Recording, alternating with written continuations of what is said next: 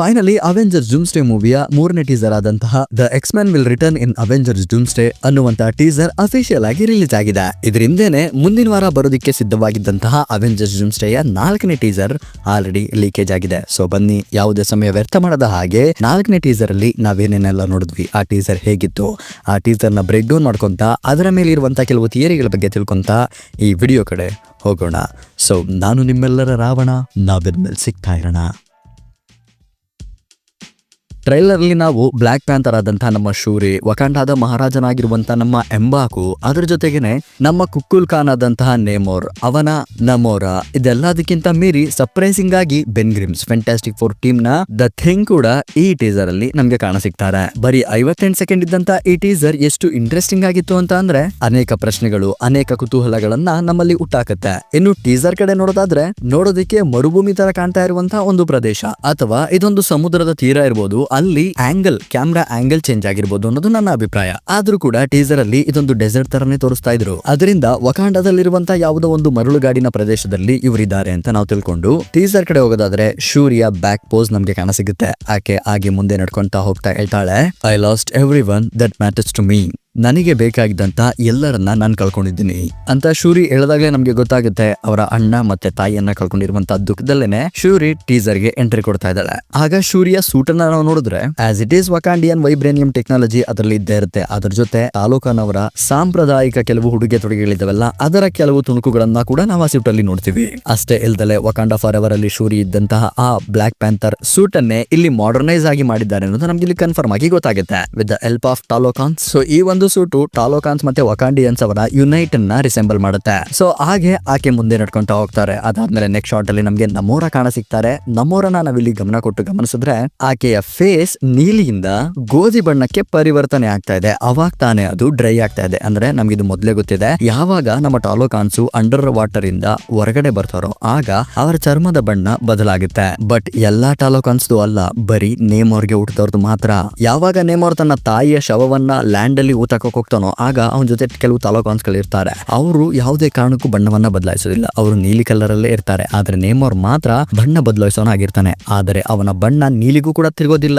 ಯಾವಾಗ ಅವನು ಟಾಲೋಕಾನ್ಸ್ ಜೊತೆ ತನ್ನ ಸಂಬಂಧವನ್ನ ಬೆಳೆಸ್ಕೊಂತ ಹೋಗ್ತಾನೋ ಆಗ ಅವನಿಗೆ ಸಂಬಂಧಪಟ್ಟವರು ಮಾತ್ರ ಈ ತರ ನೀರಲ್ಲಿದ್ದಾಗ ಒಂದು ಬಣ್ಣ, ಆಚೆ ಬಂದಲ್ಲಿ ಒಂದು ಬಣ್ಣ ಆಗೋದಿಕ್ಕೆ ಸಾಧ್ಯವಾಗುತ್ತೆ. Because the genes of our Namor ಅವರು ನೀರಲ್ಲಿ ಒಂಥರ, ಹೊರಗಡೆ ಒಂಥರ ನಮ್ಗೆ ಕಾಣ ಸಿಗ್ತಾರೆ. ಹಾಗೆ ಮುಂದಿನ ಶಾಟ್ ಕಡೆ ಹೋದ್ರೆ ಅದೇ ಮರುಭೂಮಿಯನ್ನೇ ನಮ್ಗೆ ತೋರಿಸ್ತಾ ಇದ್ದಾರೆ. ಅದೇ ನೀರಿಲ್ಲದ ಜಾಗವನ್ನ ನಮಗೆ ತೋರಿಸ್ತಾ ಇದ್ದಾರೆ. ಅಲ್ಲಿ ನೋಡಿದ್ರೆ ಒಂದು ಕಿಂಗ್ಡಮ್ ಇದೆ, ಒಂದು ಒಳ್ಳೆ ಹೈಟೆಕ್ ಆಗಿರುವಂತಹ ಪ್ಯಾಲೇಸ್ ಇದೆ. ಆ ಪ್ಯಾಲೇಸ್ ಅಲ್ಲಿ ನಾವು ನಮ್ಮ ನೇಮರ್ನ ಒಂದು ವೈಬ್ರೇನಿಯಂ ಸ್ಪೇರ್ ಹಿಡ್ಕೊಂಡು ಕೂತಿರೋದನ್ನ ನೋಡ್ತೀವಿ. ಇನ್ನ angry emotions with is comic accurate suit. So ಇಲ್ಲಿ ನಾವು ಅಬ್ಸಲ್ಯೂಟ್ ನೇಮರ್ ಅನ್ನ ನೋಡ್ತೀವಿ. ಈ ಘಟನೆಯನ್ನ, ಈ ಒಂದು ಜಾಗವನ್ನ, ಇಲ್ಲಿ ಬಿಲ್ಡ್ ಆಗಿರುವಂತಹ ಆ ಒಂದು ಪ್ಯಾಲೇಸ್ ನ ಸುತ್ತಮುತ್ತಲಿನ ಪ್ರದೇಶವನ್ನ ನೋಡ್ತಾ ಇದ್ರೆ ಇಲ್ಲಿ ನೀರ್ ಕಮ್ಮಿ ಆಗಿದೆ ಅನ್ಸುತ್ತೆ. ಯಾಕಂದ್ರೆ ನಾವು ಟಾಲೋಕಾನ್ ನೋಡಿದಿವಲ್ಲ, ಅದು ಅಂಟಾರ್ಟಿಕ್ ಓಷನ್ ಅಲ್ಲಿ ಇದ್ದಿತ್ತು. ಆ ಓಷನ್ ನ ಸಮುದ್ರದ ಆಳದಲ್ಲಿ ಇರುವಂತಹ ಆ ಒಂದು ಸಿಟಿ ಟಾಲೋಕಾನಿಯನ್ಸ್ ನ ಅಥವಾ ನಮ್ಮ ನೇಮೋರ್ ನ ಕಿಂಗ್ಡಮ್ ಆಗಿತ್ತು. ಸೊ ಈಗ ಇಂತ ಮರಳುಗಾಡಿ ಇರುವಂತಹ ಪ್ರದೇಶದಲ್ಲಿ ಇಂತ ರಾಜ್ಯವನ್ನ ಯಾಕೆ ಸ್ಥಾಪಿಸ್ತಾ ನೇಮೋರ್ ಅಂತ ಕೇಳಿದ್ರೆ, ಅವನ್ಗೆ ವಕಾಂಡ ಫಾರ್ ಎವರ್ ಮೂವಿಯಲ್ಲಿ ನೋಡಿದೀವಿ, ಅವನ್ಗೆ ಅವನ ಜನರಿಗೆ ಬೆಳಕನ್ನ ತೋರಿಸಬೇಕಿತ್ತು. ಅವರು ಕೂಡ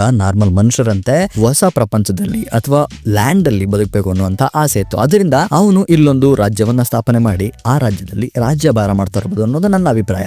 ಸೊ ಇಲ್ಲಿ ನಾನು ನಿಮ್ಗೆ ಏನ್ ಹೇಳಕ್ ಹೋಗ್ತಾ ಇದ್ದೀನಿ ಅಂದ್ರೆ, ನೇಮೋರ್ ಲ್ಯಾಂಡ್ ಅಲ್ಲಿ ಒಂದು ಕಿಂಗ್ಡಮ್ ಅನ್ನ ಸ್ಥಾಪನೆ ಮಾಡಿದ್ದಾನೆ. ಅವನಿಗೆ ಇಷ್ಟಪಟ್ಟ ಹಾಗೆ ವಕಾಂಡ ಫಾರ್ ಎವರ್ ಮೂವಿಯಲ್ಲಿ ಅವನ ಆ ಒಂದು ಉದ್ದೇಶವನ್ನ ನಾವು ತಿಳ್ಕೊಂಡಿದೀವಿ, ನಾವು ನೋಡಿದೀವಿ. ಅದರಲ್ಲೂ ಕೂಡ ಆ ರಾಜ್ಯವನ್ನ ಅವನು ವಕಾಂಡಾದ ಯಾವುದೋ ಒಂದು ಜಾಗದಲ್ಲಿ ಸೃಷ್ಟಿ ಮಾಡಿದಾನೆ ಅನ್ನೋದು ಗೊತ್ತಾಗುತ್ತೆ. ಯಾಕಂದ್ರೆ ಆ ಸಾಮ್ರಾಜ್ಯದ ಕಂಬಗಳ ಮೇಲೆ ನೀವು ನೋಡಬಹುದು ವಕಾಂಡಿಯನ್ಸ್ ನ ಲ್ಯಾಂಗ್ವೇಜ್ ಇದೆ. ಸೊ ಇದೊಂದು beautiful open with our Wakandans and our Talokans. ಆದರೆ ಇನ್ನೊಂದು ಇಂಟ್ರೆಸ್ಟಿಂಗ್ ಫ್ಯಾಕ್ಟ್ ಇದೆ. ಅದೇನು ಅಂತಂದ್ರೆ, ಇನ್ಕರ್ಷನ್ ಆಗೋದಿಕ್ಕೆ ಶುರುವಾಗಿದೆ. ಅದರಿಂದಾನೇ ಅಂಟಾರ್ಟಿಕ್ ಓಷನ್ ನ ಸಂಪೂರ್ಣವಾದಂತಹ ವಾಟರ್ ಎವಾಪರೇಟ್ ಆಗೋಗಿದೆ. ಅದರಿಂದ ನೇಮೋರ್ ಅವನ ರಾಜ್ಯವನ್ನ ವಕಾಂಡಾದ ಯಾವುದೋ ಒಂದು ಮರಳುಗಾಡಿನ ಪ್ರದೇಶದಲ್ಲಿ ಸ್ಥಾಪನೆ ಮಾಡ್ಕೊಂಡಿದ್ದಾನೆ. ಅದನ್ನ ಇನ್ವೆಸ್ಟಿಗೇಷನ್ ಮಾಡೋದಿಕ್ಕೆ ಶೂರಿ ಬರ್ತಾ ಇದ್ದಾರೆ. ನೇಮೋರ್ ಕೋಪಗೊಂಡಿದ್ದಾನೆ. ನಮೋರ ಆ ವೀಕ್ಷಣೆಯನ್ನ ನೋಡ್ತಾ ಇದ್ದಾಳೆ. ನಾನಿಲ್ಲಿ ಎಷ್ಟು ನಾರ್ಮಲ್ ಆಗಿ ಹೇಳ್ತಾ ಇದ್ದೀನೋ ಈ ಕಂಡೀಷನ್ ಅಷ್ಟು ನಾರ್ಮಲ್ ಆಗಿರಲ್ಲ. ಯೋಚನೆ ಮಾಡಿ, ಒಂದು ಸಂಪೂರ್ಣವಾದಂತ ಸಮುದ್ರ ಎವಾಪರೇಟ್ ಆಗಿದೆ ಅಂತಂದ್ರೆ it's not a simple word. ಯಾಕಂದ್ರೆ ಇನ್ಕರ್ಷನ್ ಶುರುವಾಗಿದ ತಕ್ಷಣ ಎರಡು ಪ್ಲಾನೆಟ್ ಗಳು ಯುನೈಟೆಡ್ ಆಗಿ ಕೊಲ್ಯೂಷನ್ ಉಂಟಾಗಿ ಇನ್ಕರ್ಷನ್ ಆಗೋದಿಲ್ಲ. ಮೊದಲು ಇನ್ಕರ್ಷನ್ ಸ್ಟಾರ್ಟ್ ಆಗಿದ ತಕ್ಷಣ ನಾವು ನೇಚರ್ ಇಂಬ್ಯಾಲೆನ್ಸ್ ನ ನೋಡ್ತೀವಿ. ನೇಚರ್ ಟೆಂಪರೇಚರ್ ಇಂಬ್ಯಾಲೆನ್ಸ್ ಅಂತಂದ್ರೆ ಕೆಲವು ಕಡೆ ತುಂಬಾ ತಾಪಮಾನ ಜಾಸ್ತಿ ಆಗೋದು, ಕೆಲವು ಕಡೆ ತುಂಬಾ ತಾಪಮಾನ ಕಡಿಮೆ ಆಗುವಂತದ್ದು, ಕೆಲವು ಕಡೆ ಸಂಪೂರ್ಣ ಈ ಸಮುದ್ರನೇ ಎವಾಪರೇಟ್ ಆಗುವಂತದ್ದು, ಕೆಲವು ಕಡೆ ಪ್ರಾಣಿ ಪಕ್ಷಿಗಳೆಲ್ಲ ಸಾಯ್ತಾ ಇರುವಂತದ್ದು, ಭೂಕಂಪ, ಪ್ರಳಯ, ಬಿರುಗಾಳಿ, ಚಂಡಮಾರುತ, ಇಂಥ ನ್ಯಾಚುರಲ್ ಕಲಾಮಿಟೀಸ್ ಗಳನ್ನ ನಾವು ವಿಟ್ನೆಸ್ ಮಾಡ್ಕೊಂತ ಹೋಗ್ತೀವಿ. So this is a beginning stage of incursion. Even Secret Wars ನ ಕಾಮಿಕ್ ಬುಕ್ ಕಥೆಗಳಲ್ಲೂ ಕೂಡ ಬೇರೆ ಯೂನಿವರ್ಸ್ ಇಂದ ಅಥವಾ ಬೇರೆ ಡೈಮೆನ್ಷನ್ ಇಂದ ಪೋರ್ಟಲ್ ಓಪನ್ ಆಗುತ್ತಿರಬಹುದು, ಅಥವಾ ಅಲ್ಲಿರುವಂತ ಅನಿಮಲ್ಸ್ ಗಳು ಇಲ್ಲಿಗೆ ಬರುವಂತದ್ದು, ಇವೆಲ್ಲ ಕೂಡ ವಕಾಂಡದಲ್ಲೇನೆ ಟೇಕ್ ಪ್ಲೇಸ್ ಆಗ್ತವೆ. ಇನ್ಕರ್ಷನ್ ನ ಮೊದಲ ಒಂದು ಇವೆಂಟ್ ನ ಪರಿಣಾಮ ವಕಾಂಡದಲ್ಲೇ ಆಗೋದನ್ನ ನಾವು ಕಾಮಿಕ್ಸ್ ಅಲ್ಲೂ ಕೂಡ ಗಮನಿಸಿದೀವಿ. ಅದರಲ್ಲೂ ಕೂಡ ಸೀಕ್ರೆಟ್ ವಾರ್ಸ್ ಕಾಮಿಕ್ ಬುಕ್ ಅಲ್ಲಿ ನಾವು ಇದನ್ನೆಲ್ಲ ನೋಡಿರುವಂತದ್ದು. ಸೊ ಇದು ಕೂಡ ಒಂದು ಪಾಸಿಬಿಲಿಟಿ ಆಗಿರಬಹುದು.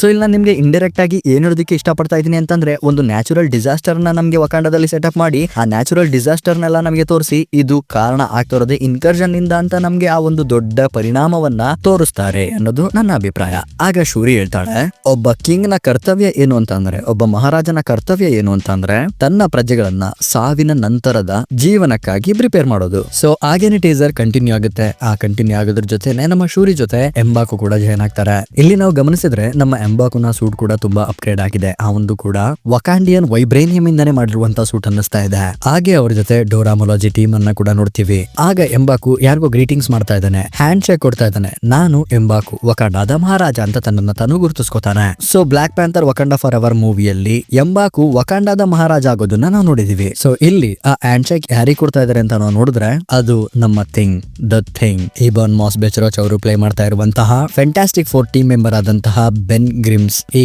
ದ ಥಿಂಗ್ ಅವರು ಕೂಡ ತನ್ನನ್ನ ತಾನು ನಾನು ಬೆನ್, ಬ್ರೂಮ್ ಮತ್ತೆ ಗ್ರ್ಯಾಂಡ್ ನಡುವೆ ಇರುವಂತಹ ಆನ್ಸಿ ಸ್ಟ್ರೀಟ್ ನವನು ಅಂತ ಹೇಳ್ಕೊತಾರೆ. ಇವರಿಬ್ಬರ ಈ ಕಾನ್ವರ್ಸೇಷನ್ ಎಷ್ಟು ಸಿಂಪಲ್ ಆಗಿತ್ತು ಅಂತಂದ್ರೆ, they are not surprised, they are not angry, they are not confused. ಅವರು ತುಂಬಾ ಕ್ಯಾಶುಯಲ್ ಆಗಿದ್ದಾರೆ. ಅವರ ಕಾನ್ಸರ್ವೇಷನ್ ಕೂಡ ತುಂಬಾ ಕ್ಯಾಶುಯಲ್ ಆಗೇ ಇದೆ. ಅವರ ನಡವಳಿಕೆನೂ ಕೂಡ ತುಂಬಾ ಕ್ಯಾಶುಯಲ್ ಆಗೇ ಇದೆ. ಒಬ್ರನ್ನೊಬ್ರು ಅತಿಥಿಗಳ ತರ ಸತ್ಕಾರ ಮಾಡ್ಕೋತಾ ಇದ್ದಾರೆ. ಸೊ ಇಲ್ಲಿಂದ ನಮ್ಮ ಈ ಆಲೋಚನೆಗಳು ಕವಲೊಡೆಯೋದಕ್ಕೆ ಶುರುವಾಗ್ತವೆ. ಅದೇನು ಅಂತ ಅಂದ್ರೆ, ಬೆನ್ ಗ್ರಿಮ್ಸ್ ಮಾತ್ರ ಈ ವಕಾಂಡಾಗೆ ಬಂದಿದ್ದಾರೆ ಅಥವಾ ಓಲ್ಡ್ ಟೀಮ್ ವಕಾಂಡಾಗೆ ಬಂದಿದ್ಯಾ? ಓಲ್ಡ್ ಟೀಮ್ ಏನಾದ್ರು ವಕಾಂಡಾಗೆ ಬಂದಿದ್ರೆ ಆ ಓಲ್ಡ್ ಟೀಮ್ ಇಲ್ಲಿದೆ. ರೀಡ್ ರಿಚರ್ಡ್ ಎಲ್ಲಿದ್ದಾರೆ? ಸೂ ಸ್ಟಾಮ್ ಎಲ್ಲಿದ್ದಾರೆ? ಅವರ ಮಗ ಎಲ್ಲಿದ್ದಾನೆ? ಜಾನಿ ಸ್ಟಾಮ್ ಎಲ್ಲಿದ್ದಾರೆ? ಇವೆಲ್ಲ ಒಂದು ಪ್ರಶ್ನೆಗಳೇ ಆಗಿ ಉಳ್ಕೊಂಡಿದ್ರೆ ನಮ್ಮ ಆಲೋಚನೆಗಳು, ನಮ್ಮ ಥಿಯರಿಗಳು ಈ ಪ್ರಶ್ನೆಗಳಿಗೆ ಉತ್ತರವನ್ನ ಕೆದಕುತ್ತಾ ಓಡ್ತಾವೆ. ಅದೇನು ಅಂತಂದ್ರೆ, ಬೆನ್ ಇಷ್ಟೊಂದು ಕಾಮ್ ಆಗಿದ್ದಾರೆ ಅಂತ ಅಂದ್ರೆ ಫ್ಯಾಂಟಾಸ್ಟಿಕ್ ಫೋರ್ ನ ಸಂಪೂರ್ಣವಾದಂತಹ ಟೀಮ್ ಸುರಕ್ಷಿತವಾಗಿ ಅರ್ತ್ಗೆ ಎಂಟ್ರಿ ಕೊಟ್ಟು ಅದರಲ್ಲೂ ಕೂಡ ವಕಾಂಡಾಗೆ ತಲುಪಿದ್ದಾರೆ. ಹಾಗಾದ್ರೆ ಇವರು ಅರ್ತ್ ಯಾಕೆ ಬಂದ್ರು? ಅದರಲ್ಲೂ ಕೂಡ ವಕಾಂಡಾಗೆ ಯಾಕೆ ತಲುಪಿದ್ರು? ಇವ್ರಿಗೆ ವಕಾಂಡ ಬದಲು ಮೊದಲೇ ಗೊತ್ತಿತ್ತ ಅಂತಂದ್ರೆ ನನ್ನ ಪ್ರಕಾರ ಇಲ್ಲ. ಯಾಕಂದ್ರೆ ಇವರು ಮೊದಲನೇ ಬಾರಿಗೆ ಅರ್ತ್ಗೆ ಬರ್ತಾ ಇರೋದ್ರಿಂದ ಇವ್ರಿಗೆ ವಕಾಂಡ ಬಗ್ಗೆ ಏನು ಗೊತ್ತಿಲ್ಲ. ಅದರಲ್ಲೂ ಇವ್ರು ಅರ್ತ್ಗೆ ಯಾಕೆ ಬರ್ತಾ ಇದಾರೆ ಅಂತಂದ್ರೆ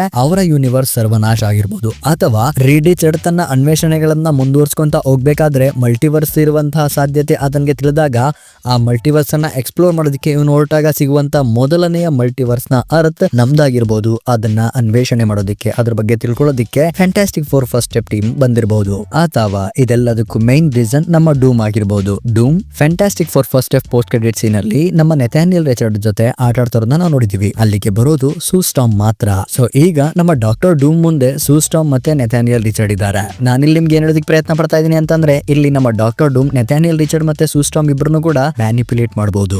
as we saw before Secret Wars comic book ಕಥೆಯಲ್ಲೂ ಕೂಡ ಇದೇ ರೀತಿ ಆಗಿತ್ತು. ನಮ್ಮ ಸೂ ಸ್ಟಾಮ್ ಮತ್ತೆ ಅವರ ಮಕ್ಕಳನ್ನ ನಮ್ಮ ಡಾಕ್ಟರ್ ಡೂಮ್ ಮ್ಯಾನಿಪ್ಯುಲೇಟ್ ಮಾಡಿ ಸೂ ಸ್ಟಾಮ್ ಅನ್ನ ತನ್ನ ಹೆಂಡತಿಯಾಗಿ ಮತ್ತೆ ಅವರ ಮಕ್ಕಳನ್ನ ತನ್ನ ಮಕ್ಕಳಾಗಿ ಸಾಕೊಂತ ಹೋಗ್ತಾ ಇದ್ರು. ಸೊ ಇಲ್ಲಿ ನಮ್ಮ ಸೂ ಸ್ಟಾಮ್ ಮತ್ತೆ ನೆಥಾನಿಯಲ್ ರಿಚರ್ಡ್ ಇಬ್ಬರನ್ನು ಮ್ಯಾನಿಪ್ಯುಲೇಟ್ ಮಾಡಿ ನಮ್ಮ ಡಾಕ್ಟರ್ ಡೂಮ್ ಅವರು ಆ ಯೂನಿವರ್ಸ್ ಅನ್ನ ಡೆಸ್ಟ್ರಾಯ್ ಮಾಡಿರ್ಬೋದು. ಆ ಡಿಸ್ಟ್ರಾಕ್ಷನ್ ಇಂದ ತಪ್ಪಿಸ್ಕೊಳ್ಳೋದಕ್ಕೋಸ್ಕರ ನಮ್ಮ ಫ್ಯಾಂಟಾಸ್ಟಿಕ್ ಫೋರ್ ನ ಟೀಮ್ ಮೆಂಬರ್ ಗಳಾದಂತಹ ಬೆನ್ ಗ್ರಿಮ್ಸ್, ಜಾನಿ ಸ್ಟಾಮ್ ಮತ್ತೆ ನಮ್ಮ ರೀಡ್ ರಿಚರ್ಡ್ ಅವರು ಸ್ಪೇಸ್ ಕಡೆ ಹೊರಟಾಗ ಆ ಸ್ಪೇಸ್ ಅಲ್ಲೆಲ್ಲೋ ಕಳೆದೋಗಿ ಈ ಮಲ್ಟಿವರ್ಸ್ ಅಲ್ಲೆಲ್ಲೋ ತಗಲಾಕೊಂಡ್ಬೇಕಾದ್ರೆ ನಮ್ಮ ಅರ್ಥ ಅವ್ರಿಗೆ ಅಚಾನಕ್ ಆಗಿ ಸಿಕ್ಕಿ ಅವರು ಅದ್ರೊಳಗಡೆ ಡೈವ್ ಮಾಡಿರ್ಬೋದು. ಅಥವಾ ಇಲ್ಲಿ ಬಂದಂತಹ ನಮ್ಮ ಡಾಕ್ಟರ್ ಡೂಮ್ ನಮ್ಮ ನೆಥಾನಿಯಲ್ ರಿಚರ್ಡ್ ಮತ್ತೆ ಸೂ ಸ್ಟಾಮ್ ಇಬ್ಬರನ್ನು ಕೂಡ ಮ್ಯಾನಿಪ್ಯುಲೇಟ್ ಮಾಡಿ ಅವರನ್ನ ಕಿಡ್ನಾಪ್ ಮಾಡ್ಕೊಂಡ್ ಕರ್ಕೊಂಡು ಹೋಗಿರ್ಬೋದು. ಸೊ ಅವರನ್ನ ಹುಡ್ಕೋದಿಕ್ಕೆ ನಮ್ಮ ಜಾನಿ ಸ್ಟಾಮ್, ಬೆನ್ ಗ್ರಿಮ್ಸ್, ಫ್ಯಾಂಟಾಸ್ಟಿಕ್ ಫೋರ್ ನ ಕ್ಯಾಪ್ಟನ್ ಆದಂತಹ ರೀಡ್ ರಿಚರ್ಡ್ ಅವರು ನಮ್ಮ ಅರ್ತ್ಗೆ ಬಂದಿರಬಹುದು. ಫ್ಯಾಂಟಾಸ್ಟಿಕ್ ಫೋರ್ ಅವರ ಟೀಮ್ ನ ಪಾಸಿಬಿಲಿಟೀಸ್ ಎಷ್ಟು ಈಸಿ ಆಗಿದಾವೋ, ಆದ್ರೆ ವಕಾಂಡಿಯನ್ಸ್ ಪಾಸಿಬಿಲಿಟೀಸ್ ಗಳು ತುಂಬಾ ಭಯಂಕರವಾಗಿದ್ದಾವೆ. ಸ್ಟಾರ್ಟಿಂಗ್ ಇಂದಾನು ಕೂಡ ಅವ್ರನ್ನ ಒಂದು ಸೀರಿಯಸ್ ಟೋನ್ ಅಲ್ಲಿ ನಮ್ಗೆ ತೋರಿಸ್ತಾರೆ ಹೊರತು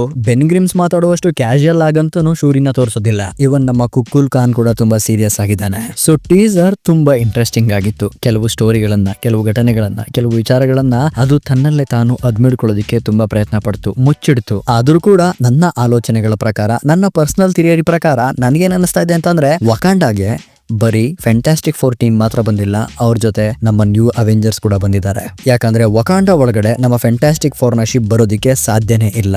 ಇವನ್ ಥ್ಯಾನೋಸ್ ನ ಸ್ಪೇಸ್ ಶಿಪ್ ಬರಕ್ಕಾಗ್ಲಿಲ್ಲ ಅಂತಂದ್ರೆ ಇನ್ನ ಫ್ಯಾಂಟಾಸ್ಟಿಕ್ 4 ಅವರ ಸ್ಪೇಸ್ ಶಿಪ್ ಬರೋದಿಕ್ಕಾಗತ್ತಾ?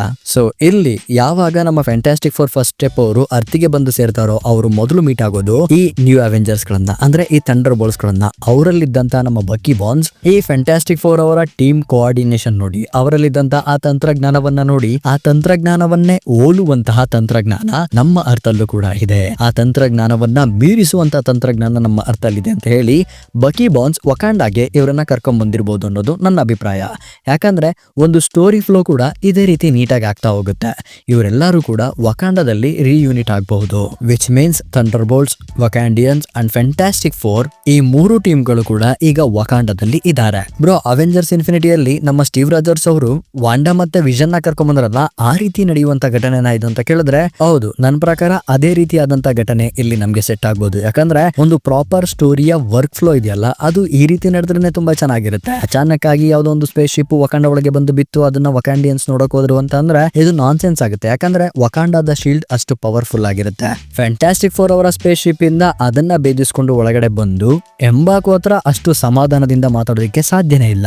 ಸೊ ಅದರಿಂದನೇ ನಾನು ಹೇಳ್ತಿರೋದು, ಫ್ಯಾಂಟಾಸ್ಟಿಕ್ 4 ಟೀಮ್ ಅವರು ಅರ್ತಿಗೆ ಬಂದಾಗ ಅವ್ರಿಗೆ ಮೊದಲು ಎನ್ಕೌಂಟರ್ ಆಗೋದೆ ನಮ್ಮ ನ್ಯೂ ಅವೆಂಜರ್ಸ್, ನಮ್ಮ ಥಂಡರ್ ಬೋಲ್ಟ್ಸ್. ಯಾಕಂದ್ರೆ ಆ ಥಂಡರ್ ಬೋಲ್ಟ್ಸ್ ಮೂವಿಯ ಪೋಸ್ಟ್ ಕ್ರೆಡಿಟ್ ಸೀನ್ ಅಲ್ಲಿ ಈ ನಮ್ಮ ಥಂಡರ್ ಬೋಲ್ಟ್ಸ್ ಅಥವಾ ಈ ನ್ಯೂ ಅವೆಂಜರ್ಸ್ ಟೀಮ್ ಅವರು ಆ ಶಿಪ್ ಅನ್ನ ಗಮನಿಸೋದನ್ನು ಕೂಡ ನಮ್ಗೆ ಇಲ್ಲಿ ತುಂಬಾ ಕ್ಲಿಯರ್ ಆಗಿ ಅಚ್ಚುಕಟ್ಟಾಗಿ ತೋರಿಸಿದ್ದಾರೆ. ಸೊ ನನ್ನ ಪ್ರಕಾರ ಈ ಇಡೀ ಡೂಮ್ಸ್ಡೇ ಮೂವಿಯಲ್ಲಿ ಇನ್ಕರ್ಜನ್ ಕಾರಣವಾಗುವಂತ ಘಟನೆಗಳ ಮೇಲೆ ಫೋಕಸ್ ಮಾಡ್ತಾರೆ ಹೊರತು ಇನ್ಕರ್ಜನ್ ಅನ್ನ ಒಂದು ಪಾರ್ಟ್ ಆಗಿ ಸಿನಿಮಾದಲ್ಲಿ ತೋರಿಸ್ತಾರೆ ಅನ್ಸುತ್ತೆ. ಯಾಕಂತಂದ್ರೆ ಸಿನಿಮಾದಲ್ಲಿ ಬರೀ ವಿಕ್ಟರ್ ಪಾನ್ ಡೂಮ್ ಅನ್ನ ಮಾತ್ರ ಅವ್ರು ಇಂಟ್ರೊಡ್ಯೂಸ್ ಮಾಡ್ತಾ ಇಲ್ಲ, ಲೋಕಿಯನ್ನ ಕೂಡ ಇಂಟ್ರೊಡ್ಯೂಸ್ ಮಾಡ್ತಾ ಇದ್ದಾರೆ. ಸೊ ಇಲ್ಲಿ ನಮ್ಮ ಡಾಕ್ಟರ್ ಡೂಮ್ ಲೋಕಿಯನ್ನ ತಡಿಬೇಕಾಗಿದೆ. ಯಾಕಂತಂದ್ರೆ ಇದೆಲ್ಲದಕ್ಕೂ ಕಾರಣ ಲೋಕಿನೇ. ಸೊ ಈ ಮಲ್ಟಿವರ್ಸ್ ಅಲ್ಲಿ ಇರುವಂತಹ ಅನೇಕ ಸೀಕ್ರೆಟ್ ಟೈಮ್ ಲೈನ್ ಗಳಲ್ಲಿ ಬ್ರಾಂಚೆಡ್ ಟೈಮ್ ಲೈನ್ ಉಂಟಾಗಿದ್ರು ಕೂಡ ಅವನ್ನ ಪ್ರೂವ್ ಮಾಡ್ದಲ್ಲ ಡೆವಲಪ್ಮೆಂಟ್ ಆಗೋದಿಕ್ ಬಿಟ್ರೆ ಟೈಮ್ ಲೈನ್ಸ್ ಓವರ್ಲ್ಯಾಪ್ ಆಗಿ ಯೂನಿವರ್ಸ್ ಗಳ ಡಿಸ್ಟ್ರಾಕ್ಷನ್ ಆಗುತ್ತೆ. ಆ ಡಿಸ್ಟ್ರಾಕ್ಷನ್ ಇಂದ ಇನ್ಕರ್ಷನ್ ಶುರುವಾಗುತ್ತೆ. ಇದೆಲ್ಲದಕ್ಕೂ ಕಾರಣ ಲೋಕಿ ಅಂತ ನಮ್ಗೆ ಗೊತ್ತಾಗುತ್ತೆ.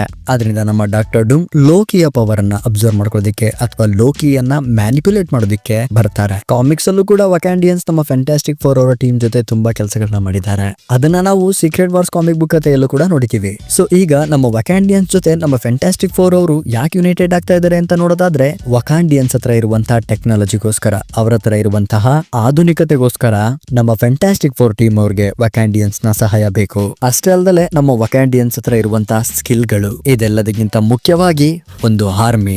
ನಮ್ಮ ಅರ್ಥಲ್ಲೇ the most powerful army, the most powerful nation ಅಂತ ಅಂದ್ರೆ ವಕಾಂಡ. ಸೊ ಇಂತ ಒಂದು ಪವರ್ಫುಲ್ ನೇಷನ್ ನ, ಇಂತ ಒಂದು ಪವರ್ಫುಲ್ ಆರ್ಮಿಯ, ಇಂತ ಒಳ್ಳೆ ಅದ್ಭುತವಾದಂತಹ ಸ್ಕಿಲ್ ಇರುವಂತಹ ಅಡ್ವಾನ್ಸ್ ಟೆಕ್ನಾಲಜಿಯನ್ನ ಹೊಂದಿರುವಂತಹ ಸಹಾಯ ಯಾರಿಗ್ ತಾನೇ ಬೇಕಾಗಿರೋದಿಲ್ಲ ಹೇಳಿ. ಅಷ್ಟೇ ಅಲ್ದಲೆ ಅರ್ಥಲ್ಲೇ ಸೆಂಟ್ರಿನ ಬಿಟ್ಟು ದ ಮೋಸ್ಟ್ ಪವರ್ಫುಲ್ ಆದಂತಹ ವ್ಯಕ್ತಿ ಕೂಡ ವಕಾಂಡದಲ್ಲೇ ಇದ್ದಾನೆ. ಅವನೇ ನಮ್ಮ Kukulkan the Namor. So ಇದಾಗಿತ್ತು ಹೌ ನಮ್ಮ ವಕಾಂಡಿಯನ್ಸ್ ಮತ್ತೆ Fantastic 4 were returns in Avengers Doomsday ಅಥವಾ ಈ ಅವೆಂಜರ್ಸ್ ಡೂಮ್ಸ್ಡೇ ಮೂವಿಯ 4ನೇ ಟೀಸರ್ನ ಬ್ರೇಕ್ ಡೌನ್. ಈ ಟೀಸರ್ ಬ್ರೇಕ್ ಡೌನ್ ಬಗ್ಗೆ ನಿಮ್ಗೆ ಅನ್ನಿಸ್ತು?